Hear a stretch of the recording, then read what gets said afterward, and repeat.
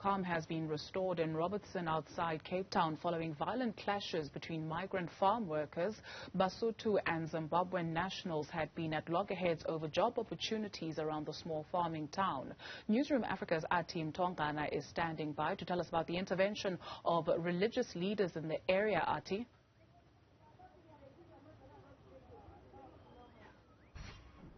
Well, a very good afternoon to you, Dudu. What we saw in the last 2 days in the community of Ngubela was that the Basotho people as well as the Zimbabwean people, foreign nationals, both sides, were clashing, as you've put it, over job opportunities here in Robertson. It's a wine community, and so many of the people living in Ngubela are seasonal farm workers, and of course they are complaining about the discrimination when it comes to who then gets employed around the farms in the area. But subsequently to the clashes that unfolded in the last 2 days, calm has been restored, but throughout the ordeal, Dudu, we haven't seen the local municipality take any action.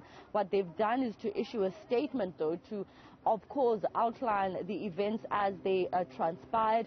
But in terms of practical interventions, we haven't really seen what the local municipality and the provincial government have really done. But we do know that there have been engagements with the Department of Labour and Employment together with the government here to try and resolve this issue. And there had been talks prior to the unrest breaking out in this community. But I do then want to show you that the community as well as churches have come together in the last 2 days to basically lend a helping hand where they can to ensure that the people who were affected in this conflict were assisted with food, blankets and other essential goods that they needed, because many of them, particularly the Zimbabwean nationals, about 200 of them, have been camping outside the local police station in fear of getting injured in the community as clashes continue. Now, I want to bring in a religious leader who is part of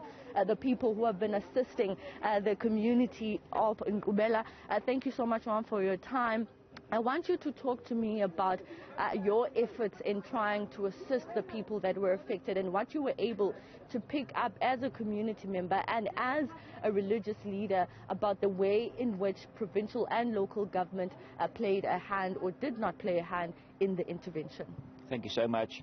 Yeah, I'll just want to start with everything started escalating on Thursday evening already.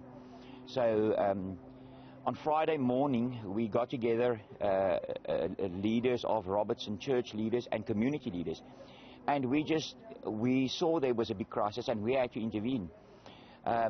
So what was happening, we got together and we started the Xenophobia Crisis Committee. So, and that is then the platform that we use to operate. Elaine was our chairman, and from there we actually sent out to the community, to businesses, to farms, to churches. We've seen our churches stood together, and it makes me proud to see our people stand together. Like you say, we had more than 200 people, I think sometimes up to 500 people, that were sleeping outside on a parking lot with small babies, and I'm talking not one or two, we're speaking up 50 to 100 small babies. And we don't understand the issue because there's medical problems, there's people that don't have pills, there's people that don't know what is left, where they can go back to. They've got nothing. So we as a community then stood together, and with this amazing team of people from all over that just pitched up, we sent out WhatsApps to everyone. We spoke to all the relevant role players, from the municipal, from the mayor, right through all the people. We even went a bit higher where we could. All that we know from the municipality side, from provincial side, from government side, is that they busy talking. But as we are talking now, we know that the problems has been mostly resolved. We were asked this morning that the people can go back to their houses. So behind us you can see the effort is still going on, because there's still a lot of donations coming in from all over, and we just want to thank everyone. And then I really want to say a special shout out to the guys of Four Cousins. because this where our war room were based here.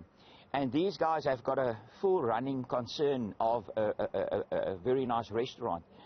And they gave up all their time, all the effort. So all the food was made from here. All the food basically from Friday morning. I'm sorry to cut you there because I do know that we do have limited time. But speaking about Four Cousins and the fact that this is a wine area, wine location, talk to us about, as a resident of this particular community, having lived here and seen how the farmers in this community employ people to come and work onto their farms. I need you then to tell us about whether you think it's fair, the way in which they employ the people that subsequently work on the farms, because that is what actually led to the conflict. The people working on the farms felt that there was a discrimination in terms of who gets employed onto the farms. Where are the farmers? Why aren't they coming out to speak? Because they are part of the problem. Yeah. You see, and there again, I can't speak on behalf of the farmers because I don't know what is going on there. But we do understand that the problems were caused by two factions, the Zimbabwean people and the Basotho people, that clashed because of work contracts. So I don't really know what led up to that and what is doing there. But I also need that perhaps, we need to resolve that as well. Because you will see that what happened there is not the people from Robertson that causes it's from outside parties. And we are just here, the hands and the feet, and trying to shine our light and help these people. And I hope that people will intervene and that we will shortly be back to normal. All right, thank you so much for your time. Well, another issue that I should mention then is that the Department of Labour and Employment is set to go around the farms in this community to investigate the alleged illegal employment of illegal foreigners in this particular community, because there have been complaints about people that are employed in these farms being illegal migrants. And so that has also been a bone of contention, particularly from South Africans, coloureds and black South Africans, who are saying that in as much as the Lesotho and Zimbabwean nationals are fighting over these jobs, then where does that leave South Africans, particularly the demographics that make up this community, the coloured people, the Xhosa-speaking people in this community? So there have been questions raised then as to what is the Department of Labour and Employment, as well as the Department of Home Affairs, doing about the issue of illegal migrants in this community taking up jobs that South Africans so desperately need, given the high unemployment rate in South Africa.